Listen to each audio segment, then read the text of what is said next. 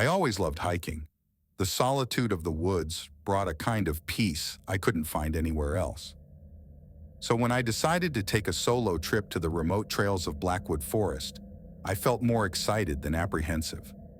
The forest was dense, with towering trees and a thick canopy that blocked most of the sunlight. It was the perfect escape from my hectic life. The first few days were uneventful.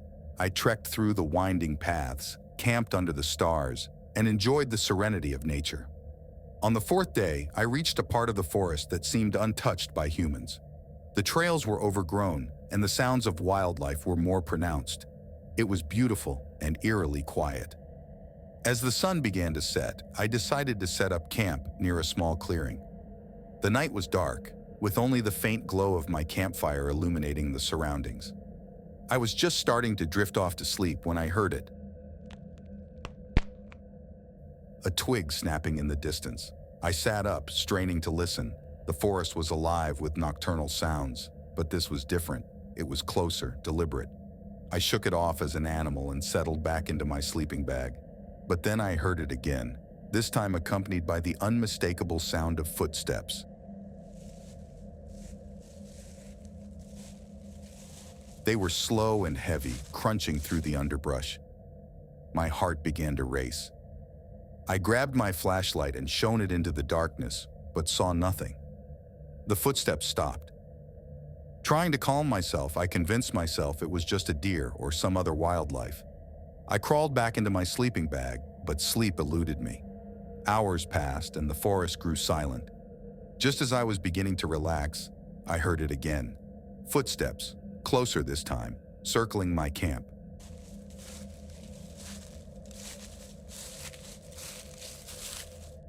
I held my breath, clutching my flashlight like a lifeline.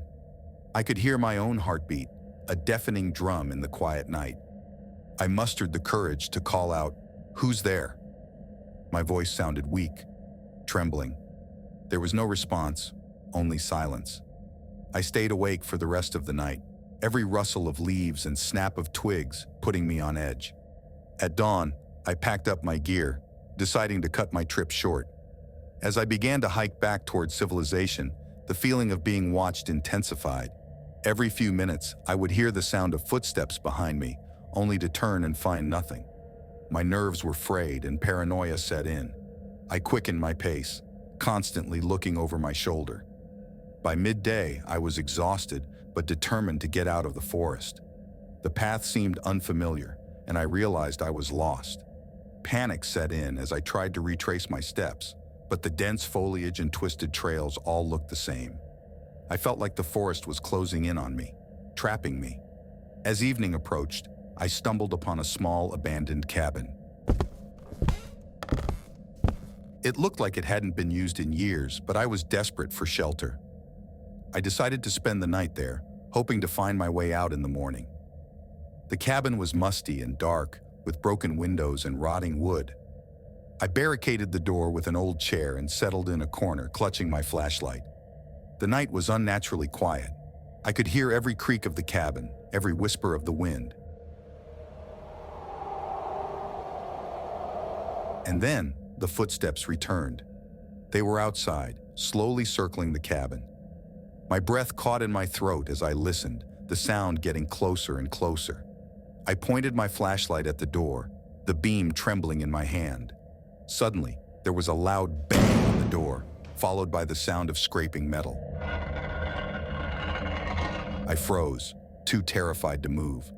The door rattled as if something was trying to force its way in. My mind raced, thinking of what could be out there. The banging grew more intense, and I could hear a low, guttural growl.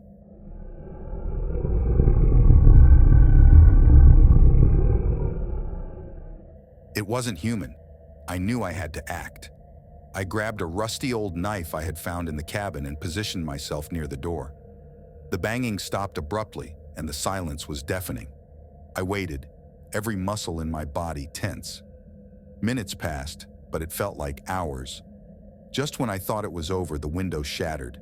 A shadowy figure reached in, clawing at the broken glass. I slashed at the hand with the knife, and a scream of pain echoed through the cabin. The figure retreated, and I could hear it stumbling away. I didn't wait to see if it would return. I grabbed my backpack and ran, bursting out of the cabin and into the night. The forest was pitch black, and I relied on my flashlight to guide me. I ran blindly, not caring where I was going, just wanting to get as far away as possible. Hours passed, and exhaustion finally forced me to stop. I collapsed against a tree, gasping for breath. The footsteps were gone, but the feeling of being watched remained. As dawn broke, I found a familiar trail and followed it until I reached the edge of the forest. Relief washed over me as I saw my car in the distance. I didn't look back as I drove away, the events of the past night replaying in my mind. Even now, safe at home, the memory haunts me.